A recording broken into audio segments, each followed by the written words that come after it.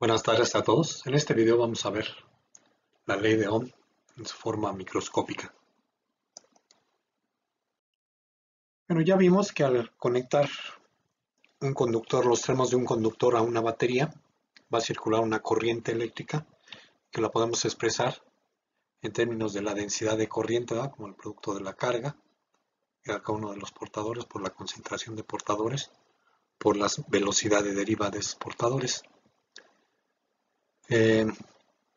Bueno, los portadores de carga en un alambre metálico son los electrones de la última capa electrónica, o electrones de valencia, se llaman, de los átomos que componen el sólido, que son los que pueden vagar, ¿va? Como están débilmente ligados, son los que pueden vagar libremente dentro del material conductor.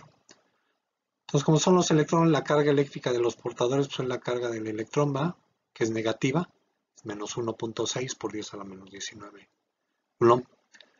La concentración de portadores, entonces, va a ser la densidad de electrones de conducción o de valencia que hay en el material conductor, que es el número de electrones pues, por unidad de volumen.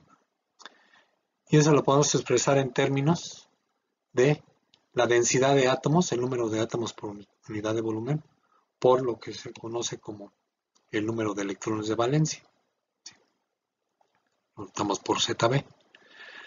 La densidad de átomos o concentración de átomos es el número de Avogadro por la densidad de masa del material que compone el alambre metálico entre la masa o atómica del metal.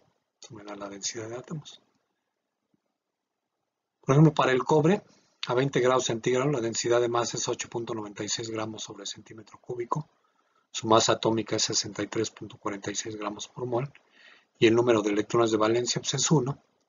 Por lo tanto, si sustituimos estos valores aquí en la densidad de átomos y luego calculamos la densidad de electrones o concentración de portadores, es de 8.49 por 10 a la 22 electrones por centímetro cúbico o 8.49 por 10 a la 28 electrones por metro cúbico.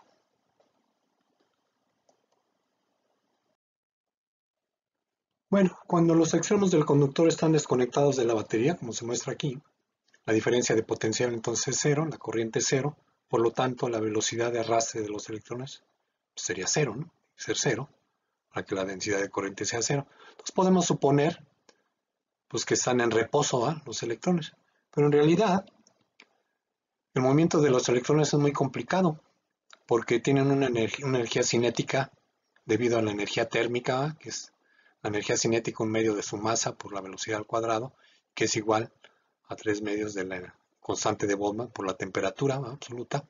Entonces hay una energía térmica y por lo tanto tienen una velocidad ¿verdad? Y chocan entre ellos y con los iones de la red. Pero debido a esos choques, ¿verdad? Sus velocidades son en direcciones aleatorias. Y bueno, son relativamente grandes, del orden de 10 a la 6 metros sobre segundo. Pero en promedio, ¿sí?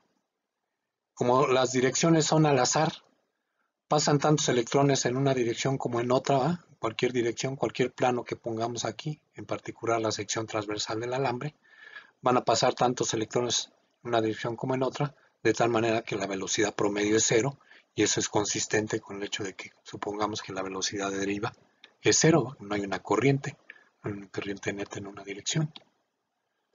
Pero ya cuando conectamos los extremos del conductor a la batería, cerrando el circuito, aparece un campo eléctrico en el interior del conductor que es igual en magnitud a la diferencia de potencial entre sus extremos, la F proporcionada por la batería, entre la longitud del alambre. Ahora, los electrones, como tienen carga negativa, van a sentir una fuerza, ¿va? Que es el producto de su carga, ¿va? Que es menos E por el campo eléctrico. Por lo tanto, se van a acelerar por la segunda ley de Newton. La fuerza sobre electrones es la masa de los electrones por su aceleración. Su aceleración es en dirección contraria al campo eléctrico, ¿va? Porque la fuerza es en dirección contraria al campo eléctrico. Por lo tanto, la velocidad de deriva ¿va? De los electrones también va a ser en la dirección contraria al campo eléctrico. Por otro lado, la densidad de corriente, que está definida como la carga de los portadores, que es menos E por la concentración de portadores que la concentración de electrones por su velocidad de deriva. Como esta velocidad de deriva es en la dirección contraria al campo eléctrico, multiplicado por este signo menos, la densidad de corriente va a ser en la dirección del campo eléctrico, ¿sí? Que es de izquierda a derecha, como se muestra aquí, en este caso, ¿eh? Del extremo que está conectado al polo positivo de la batería al extremo que está conectado al polo negativo de la batería. Entonces, aunque los electrones de conducción se mueven en dirección contraria al campo eléctrico, la densidad de corriente que producen es en la dirección del campo eléctrico, ¿sí? Por otro lado, si suponemos que los portadores de carga tienen carga positiva, estos se van a mover, ¿verdad?, en la dirección del campo eléctrico. ¿Por qué? Porque la fuerza sería su carga, que es positiva, por el campo eléctrico, es en la misma dirección que el campo eléctrico, por lo tanto, la velocidad de deriva es en la dirección del campo eléctrico y la densidad de corriente también va a ser en la dirección del campo eléctrico. Entonces esto es consistente con la convención, ¿va?, que hizo Benjamin Franklin, ¿va?, que suponía en aquel entonces, todavía no se sabía la estructura de los átomos, no se tenía conocimiento del electrón como parte de la estructura de los átomos. Podemos suponer, incluso para simplificar, ¿va?, para no andarnos peleando con los signos, vamos a suponer que los electrones, que los portadores de carga tienen carga positiva, para hacer el análisis de cómo es la densidad de corriente en función del campo eléctrico aplicado. Ahora una pregunta que surge aquí, ¿va?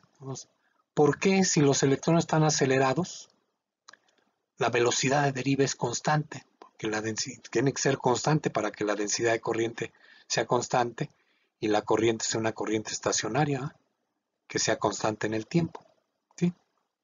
Bueno, pues para eso tenemos que ver ya de manera más detallada cómo está compuesto el sólido, ¿sí? Y vamos a ver el modelo de Drude para la conductividad.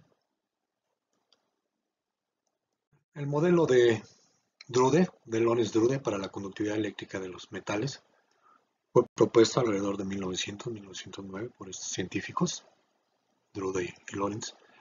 Es un modelo clásico, relativamente sencillo. Es clásico porque utiliza únicamente mecánica clásica. En esos tiempos todavía no se desarrollaba la mecánica cuántica, ¿va? Y bueno, se propuso una vez que se descubrió el electrón, el experimento de tubo de rayos catódicos por J.J. Thomson, en 1897. Entonces el modelo consiste en considerar que un conductor consiste de una red de iones en posiciones fijas, vibrando alrededor de esas posiciones fijas, porque están a una temperatura A, y que los electrones se encuentran ahí orbitando alrededor de los electrones, pero como vimos anteriormente, como su velocidad, ¿verdad?, térmica es aleatoria, podemos considerar que están inicialmente en reposo. Entonces, al conectar los extremos del conductor a la batería, se establece un campo eléctrico en el interior del conductor. Por lo tanto, va a haber una fuerza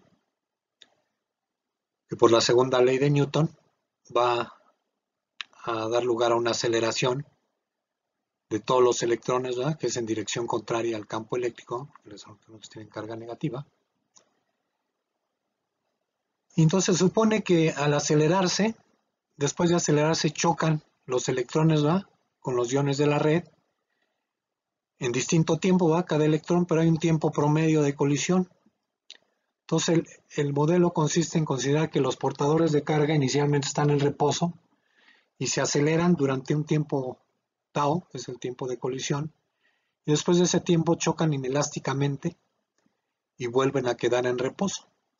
Los choques inelásticos son aquellos en que pierden la energía cinética, en este caso se supone que pierden completamente su energía cinética, pues quedaran pegados aquí.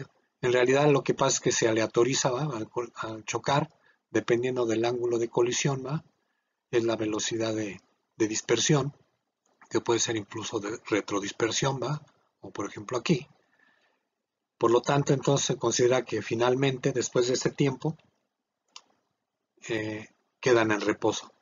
Por lo tanto, entonces la ecuación cinemática, las ecuaciones cinemáticas, la velocidad de deriva que va a alcanzar un electrón después de ese tiempo tau, va a ser la aceleración por el tiempo. Entonces aquí voy a manejar magnitudes, ¿va? Entonces la velocidad de deriva es la magnitud de la aceleración, que es la carga, la magnitud de la carga del electrón por la magnitud del campo eléctrico entre la masa del electrón por el tiempo de colisión. Si agrupamos estos factores, ¿va? Estos parámetros, podemos expresar la velocidad de deriva en términos de un parámetro por el campo eléctrico. Entonces se ve que la velocidad de deriva es proporcional al campo eléctrico y la constante de proporcionalidad es la movilidad, se define como la movilidad de los portadores de carga, que es una cantidad siempre positiva, una cantidad escalar, que se define como la magnitud de la velocidad de deriva entre la magnitud del campo eléctrico y resulta ser, como ya mencioné, proporcional al tiempo de colisión. Entonces, sustituyendo la velocidad de deriva, la magnitud de la velocidad de deriva en la expresión para la densidad de corriente, tenemos que la densidad de corriente es proporcional también al campo eléctrico y la constante de proporcionalidad se define como la conductividad eléctrica del material, el material conductor, que es el producto de la magnitud de la carga de los portadores por la concentración de portadores, en este caso concentración de electrones, por la movilidad de los electrones dentro del material. Es un parámetro también mayor que cero y es un parámetro intrínseco. Si recuerdan, lo definimos como el inverso de la resistividad eléctrica. Por lo tanto, a partir de esta expresión, de esta relación, llegamos a la ley de Ohm microscópica, que me dice que la densidad de corriente es igual a la conductividad eléctrica por el campo eléctrico en el interior del conductor, que es una expresión que es válida incluso vectorialmente, ¿sí? Y que me permite entonces estudiar de manera microscópica los procesos de transporte de conducción en los metales y que incluso se puede extender a explicar la relación ya de materiales semiconductores, aunque para entender, como ya les mencioné, las propiedades electrónicas de los materiales semiconductores hay que usar mecánica cuántica. Pero bueno, aquí ya nada más para terminar, voy a mencionarles, bueno, esta diapositiva, mencionarles que la conductividad eléctrica entonces también queda expresada en términos de el tiempo promedio de colisión, la carga de los electrones, la concentración de electrones y su masa a través de esta relación.